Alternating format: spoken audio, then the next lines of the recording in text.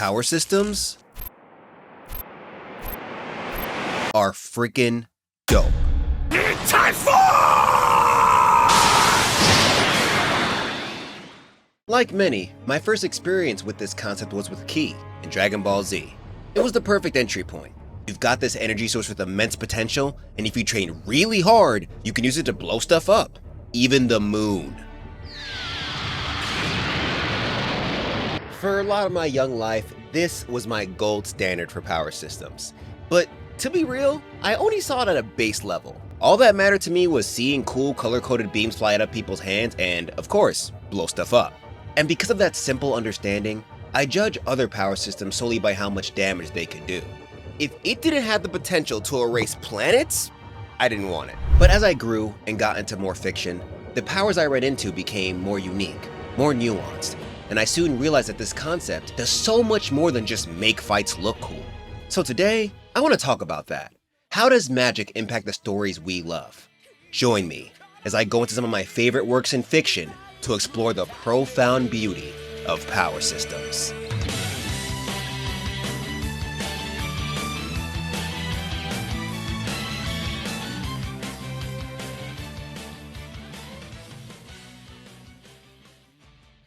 But before we begin, what is a power system? In fiction, a power or magic system refers to the rules and characteristics that define how magic works in its respective world. It's what gives it form, gives it life. Now, when I say magic, I don't want you to think that I only mean witchcraft and wizardry, like the shit you would see in Harry Potter. No, I feel like magic encompasses more than that. Fantasy author C.R. Rowanson said it best. Magic is anything enabling actions beyond our current understanding or capability. It's key. It's the force. It's the element that makes our favorite fictional worlds feel supernatural. And just like anything, it needs rules to give it a presence. In some cases, these rules can be vague or for the most part unknown, leaving the audience to rely more on their imagination. You see this in series like Lord of the Rings, where magic is ingrained in the world, but it just sort of happens. Different magical aspects are sometimes explained, sure, but for the most part, how it works is an enigma. High fantasy and science fiction author Brandon Sanderson coined this type of system as a soft magic system, and his counterpart, which is more about giving you the details and mechanics, is known as a hard magic system. But we'll get to that later. Returning to my Lord of the Rings example, the movie trilogy implements elements of soft magic masterfully simply by having Frodo take the main character spot. As a humble hobbit with no magical abilities, he serves as a perfect lens to experience the story through. The same curiosity we have for magic is echoed by his lack of understanding. It adds a sense of mysticism to the world, as well as tension that wouldn't be possible if he was blessed with some sort of special ability. Now, as much as Lord of the Rings works for this, there's another story I want to talk about that uses aspects of this style to magnify that sense of tension. But before that, folks, we have a sponsor, and it's one of our best sponsors yet because they fit perfectly into this video. It's Meet Dyoro. This is the webtoon about a young eclipse fruit hunter named, well, Meet Dyoro. After his home is brutally attacked, it's up to him to save his tribe from extinction. Now the story and art are great, but what I really like about it is its unique power system. It's called Shake, and it's divided into 4 elements based on the 8 cognitive functions. Originated by psychoanalyst Carl Jung, these functions are the basis of the Myers-Briggs personality type indicator. The 4 pillars are sensation, intuition, thinking, and feeling. And these 4 are split into subcategories depending on whether they are extroverted or introverted dominant. The elements of Shake mirror this dynamic. Tessie represents sensation, Theory represents feeling, Denki represents thinking, and Yeye represents intuition. This makes for a bunch of dope and creative abilities. Like, as someone with the ENFP personality type, I'm the sort of guy who likes to let his imagination run free. So in this world, I'd be Yeye extroverted, giving me the ability to manipulate energy around me. I'd be able to do things like boost the energy of friends, drain it, or even quell natural disasters. Bro, if the hypothetical me in this universe plays his cards right, he'll be busted. However, the power system does more than give the character special abilities. It shapes the way their world is built. Tribes are formed based on their Shake element. This affects everything about them from their culture to their home. Going back to the hypothetical me, my people and I would most likely live in an environment that fosters our creativity. It'd be vibrant and colorful, and we'd have b-boy battles every night at 7. It'd be dope. This allows for the magic to have more of an impact on the plot, giving it a vibe akin to something like Avatar: The Last Airbender. And we love Avatar over here. So check it out. Link to the webtoon is in the description. And be sure to join their Patreon where they post more insightful content about Meet Dyoro's world and characters. Now, back to that anime I was getting into. The one with all the tension. But now that I think about it, tension kinda downplays it. No, this anime uses this magic system to build an inescapable and unwavering feeling of dread. It's an anime that constantly leaves me with more questions than answers, and one I'm sure you've heard of.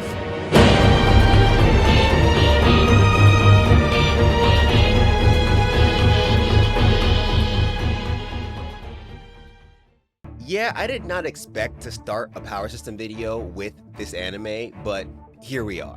Re:Zero Starting Life in Another World is an isekai that follows the story of Natsuki Subaru, a young shut-in from Japan. After what was supposed to be a trip to quell the Munchies, he's transported to a world filled with elves, witches, magic, and all that fantasy shit. However, unlike most isekai, Subaru was only given one real tool, a special ability called Return by Death, that, well, brings him back to life after he dies. With it, he's left to fend for himself in the dangerous kingdom of Lugnaca. Now, from jump, confusion. There is no reasoning behind why or how he got teleported. There wasn't even a trigger like Truck-kun. And though Return by Death is a pretty broken ability, it's high-key morbid as hell. Subaru is a regular human who is now in a world where someone could light him on fire just for looking at them funny. As early as episode 1, homie gets killed. Twice! But instead of being granted something that could, protect him, he's given unlimited retries, leaving him to face gruesome death after gruesome death non-stop. It makes you wonder, what kind of twisted person would grant him something like this? What's their goal? And if they can do things like this, what else can they do? The unknown in this case didn't make me think about all the cool shit that might be here or the kind of magic that can be used. Nah, this place had me shook. I would sit there wondering what new otherworldly entity was gonna show up to kill Subaru next, wondering how this place was gonna screw him over again. And what makes this all worse is that the ability stops him from telling anyone about it. Like his heart will get crushed if he tries. Homie can't even ask for help. But surprisingly, it's these hopeless odds that allow Subaru to stand out as an incredible character. Though he dies again and again, he uses the little information he gains from each life to truly adapt and succeed. And the fact that he has to rely on his wits rather than a more direct power to handle these problems makes it all the more impactful. If Subaru had some type of mentor to teach him the ins and outs of Return by Death, the tension and the effort we see him put in would be demolished. And I believe the same thing would happen if he was able to learn more offensive abilities. Like, there's a section in Season 1 where they explain the part of the magic system outside of Return by Death. But, to be honest, I didn't really care as much. Not because it wasn't cool, elemental magic, spirits, and all that are dope, but I was already so enthralled by Subaru figuring things out without abilities like that. It sounds messed up, but Re:Zero just wouldn't hit the way it does if Subaru got a fair shot.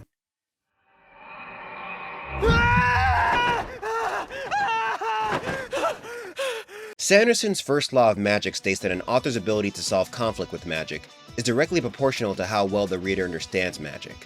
So when it comes to systems like what we see here, it hits more when Subaru solves problems using what we know. The last thing an author should do is pull some new mechanic out of their ass just because of how vague or malleable their system is. But on the other side of the continuum, works within the shonen genre often lean towards the hard magic extreme. Here we're given more details on how the magic works once it's formally introduced, allowing us, as the audience, to truly immerse ourselves in it. Personally, a lot of the fun here comes in theorizing about character potential, and thinking about what my abilities would be in this world. I remember I had this OC named Makasu Shido, whose design got changed every time I ran across a new system I liked. There was a Makasu with chakra, one with alchemy. I even made one with similar abilities to Meisters from Soul Eater. However, regardless of whether it's soft or hard leaning, the great power systems are those that make you feel something. No, wait, that sounded wrong, hold on. The great power systems are those that arouse an intense, nope, that almost sounded worse. Okay, good power systems spark a strong emotion. There we go. We already spoke about how they can add despair, but they can also emphasize character development, growth. And when it comes to growth, who better to talk about than our #1 hyperactive knucklehead ninja?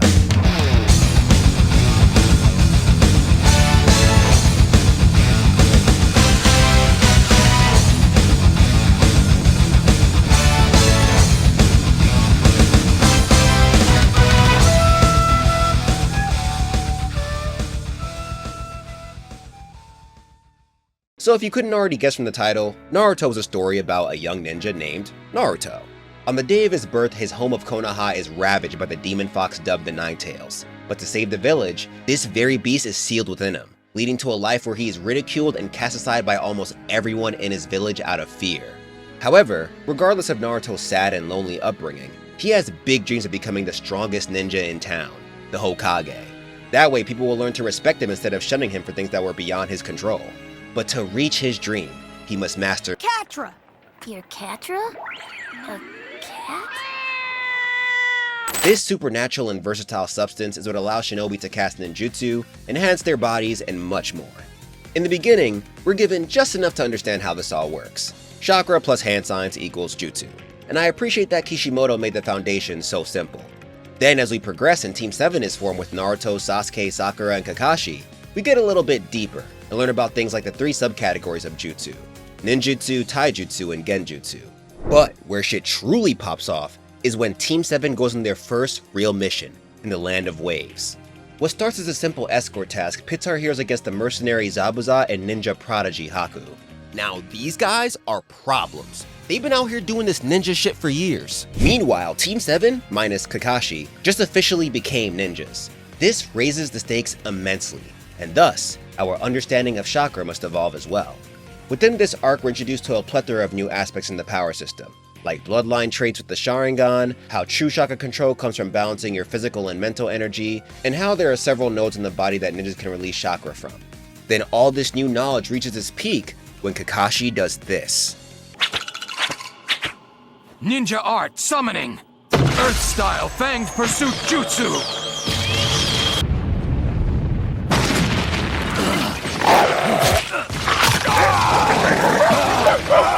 First off, this sequence? Fire. But this man just summoned ninja dogs using ninjutsu. Y'all don't understand. Watching this as a kid blew my freaking mind. Before all this, they were already making a big deal about how Naruto's clones were next level since they weren't simply illusions. They were physical clones. Now you're showing me that it's possible to summon living, sentient creatures to help in combat? That's an insane step up. Then as a follow-up, Kakashi introduces us to Raikiri, a move so powerful that Haku is forced to throw himself in the way so his master doesn't get a hole blown through his chest. That's so fire, bro. Like, Kakashi is so cool. In my opinion, he was hands down the coolest character in the anime / manga, right up until Itachi and Kasame just kind of strolled into the village. Then the award for most sauce went to Itachi. That's just how it is, I don't make the rules. But I digress. These two techniques were a far cry away from the simpler jutsu we saw before. They gave us a peek of what high-level chakra control looks like. When this was all new, I couldn't help but think about how dope it'd be when Naruto and the squad got to this level. It was like playing an MMO and taking a look at some of the skills your class will obtain near the endgame. And that anticipation pays off beautifully in the Chunin exams, when Sasuke learns a variation of Raikiri, Chidori, and Naruto learns his first summoning jutsu. Moments like those almost serve as milestones of growth for the characters. Because we're learning about chakra with newbies like Naruto, it means a lot when they're able to take what they learned from training and implement it. And what adds to this is how Kishimoto goes about expanding on the power system. More often than not, he introduces new elements by building on concepts we already understand. And just to be clear, we're talking about part 1 here. I know Shippuden gets crazy with the explanations of chakra and stuff, but I'm sticking with in the beginning of Naruto, you know, when things were simple. Take another Naruto staple, the Rasengan. Introduced after the Chunin exam, this extremely high-level jutsu involves amassing as much chakra as you can into the palm of your hand, and rapidly rotating it into a sphere of raw power. Without any background, this looks like a simple blue ball. Doesn't seem that difficult to make. But with what we know about chakra, the effort required to form something like this is implied from the description alone. First, you have to gather your chakra. And from what we learned in the Land of Waves, that's already hard enough since you have to balance your energies. Then there's the actual release, which from what we saw in the tree climbing training, is also a lot tougher than it looks. And on top of that, you gotta rotate it while also containing it so it doesn't blow up in your face. It makes the Rasengan feel like a culmination of everything Naruto and we have learned up to this point. And when he finally gets it in a way that makes sense for him, using shadow clones as an assist, it leads to one of the most moving and inspiring moments in the series. Here goes!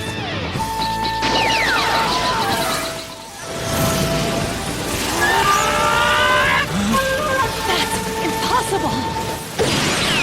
This is why Naruto is such a goddamn good series. Behind everything, it's a story about believing in who you can become over who you were. Your past doesn't decide your future, you do. And watching Naruto's mastery over chakra turn him from an obnoxious prankster to someone that everyone can rely on emphasizes this theme to a degree you cannot ignore. I think when a power system can do this, echo the message of the story, it can take it to the next level. It's one thing to hint at it through dialogue, but when you can show the theme in action, it's like the icing on the cake.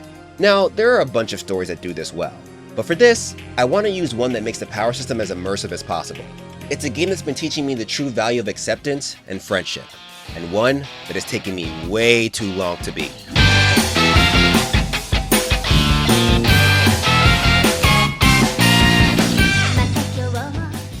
Persona 4 Golden is a JRPG that follows the story of Yu Narukami, or if you're me, Donchi Urameshi. The game begins with him moving to the quiet and boring town of Inaba to stay with his uncle Dojima and younger cousin Nanako. There he enrolls at Yosagami High and quickly becomes friends with fellow students Yosuke Hanamura, Chie Satonaka, and Yukiko Amagi. But his mundane life gets flipped-turned upside down once the mysterious death of a TV announcer shakes the town to its core. This sparks a series of serial killings related to a phenomenon dubbed the Midnight Channel, a peculiar world within the TV. Yu and his friends find out that people are getting dumped here and attacked by the manifestation of their negative thoughts. They turn into entities called shadows, and if the victim rejects their shadow, they are attacked and killed by it. However, our heroes find out that by accepting your shadow, you can harness his power through a persona. So with this new ability, they take it upon themselves to rescue victims being thrown into the TV world, and find out who exactly is behind all this. Now at its core, Persona 4 is a story about truth and connections. Yu and his companions are like the mystery gang, and as cliche as it may sound, they gotta use the power of friendship to save the day. But this is exactly why Persona 4's power system is so freaking brilliant. The mechanics of shadows and personas tie directly into the theme. Throughout the game, we watch a bunch of Yu's friends struggle with their shadow selves, because it's the part of them they don't want to exist. We witness internal battles with jealousy, sexuality, and many other serious subjects. However, the game wants to show us that rejecting the part of us we don't like is equivalent to rejecting ourselves. There is great power in accepting all of who we are, and that power is personified through, well, the personas that the group unlocks after they confront their shadows. But this journey to accept oneself is not a lone battle. In the first half of the game, each time one of Yu's friends is sent to the TV world, it's a group effort to defeat the shadow and help them accept this part of them. Like I said before, it's the power of friendship, and the game uses the power system to accentuate that too, with the inclusion of social links. As the name suggests, this mechanic shows the level of how much you've bonded with the different people you've met in the game. It's basically a do I f with you meter. You level it up by spending time with and doing nice things for the people you befriend. And with each increase, you're given a cutscene that teaches you more about who they are. But it's not just some feature made to expand the story. See, persona are divided into multiple categories based on their arcana. Inspired by tarot cards, these arcana act as classes for persona. Similarly, everyone you can form a social link with also has an arcana. One of the main ways to get stronger in this game is to fuse persona. However, when you fuse, the product is given a boost, and this boost is completely dependent on how strong your social link is with that persona's arcana, thus making going out there and forming relationships a scalable stat you need to level up to make yourself stronger. Oh, what, you thought you can get away with being antisocial because you're playing a video game? You better go out there and make friends. Additionally, maxing out the social links of the people in your party grants them crazy buffs, giving players more reason to dedicate some time to understanding the people in the story. I really like this because I feel like it's so easy for flashy mechanics and dope graphics to distract us from the deeper meaning behind a game's plot. With video games, we're given a chance to truly experience the narrative. It leaves room for creators to do so much to get us invested, things that can't be accomplished through anime, manga, novels, or movies. For this very reason, the power systems are so important here because that is one of the main ways we interact with the story. So for Persona 4 to make it so the message is ingrained in the power system is just genius. When I started playing this game last year, I went in completely blind. And to be honest, the way the game just kinda left you to decide how you want to spend your day threw me off guard. I wanted more structure. But as I continued playing, it became clear that that was the point. It became so easy to get lost in the world and do things not because it was optimal, but because I cared about something going on with the character, or I wanted to bond with someone more. I'm now reaching the end of the story, and I'm not gonna lie, it sucks. I feel like I'm saying goodbye to a bunch of friends. We all struggled so much on this quest, and I've watched them make personal breakthroughs that still fill me with joy. I'm proud of them, for real. And it's funny because in the story, the protagonist is preparing to head back home, so we're in the same boat. But I don't think I would feel this way if the game didn't push me to interact with all these characters and show me how there is real power in the bonds we make. I think that's where the true beauty of power systems lies. By using elements that are not of this world, we're able to learn and feel things in a way that something more grounded just can't accomplish. When I was a kid, I never knew how to answer questions like, who's your hero or who inspires you? Because I couldn't think of anyone in real life who fit that for me. The ones who inspired me were the characters I watched take on the supernatural or harness it to become something more. And I'd say witnessing all these journeys is what made me who I am. My life wouldn't be the same if I didn't see Naruto conquer the Rasengan. I wouldn't be the man I am today if I wasn't inspired by Subaru's pure determination to get his happy ending. Even now, watching characters like these go through their struggles makes me want to strive to be better. I want to keep growing, get better at writing, get better at editing, get better at creating. And no matter what, I'll always owe that drive in huge part to power systems.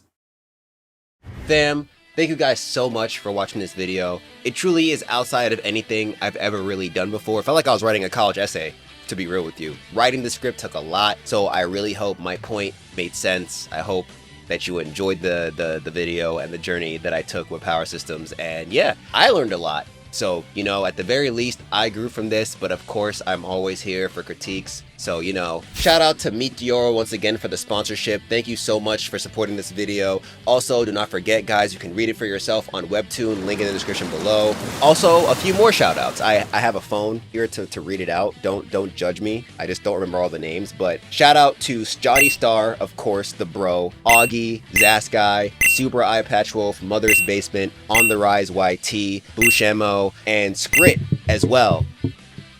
Skrit as well for, you know, indirectly inspiring me to do something like this. You know, all you guys make fire content. It motivates me to be better at creating, like I said before. I just enjoy what y'all create. You know, y'all didn't really do anything outside of just create, and I really hope you guys continue creating because I love your content. And once again, it inspires me to continue becoming better. I am not a master at this content creation shit. I never will be. I'm only the challenger, and I will continue to improve. Like the video if you enjoyed it.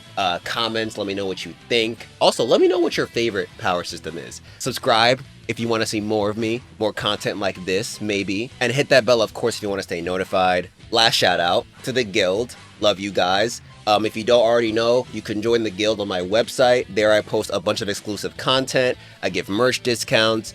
You also get the uncensored manhwa reactions and a bunch of other good stuff. If you want to support the channel, you could start there for as little as $3 a month. But with all that being said, fam, I will see you guys again whenever this Mega Man video drops. So, be easy, stay lit, stay healthy out there, you look good, and don't forget to smile today. Peace out, y'all.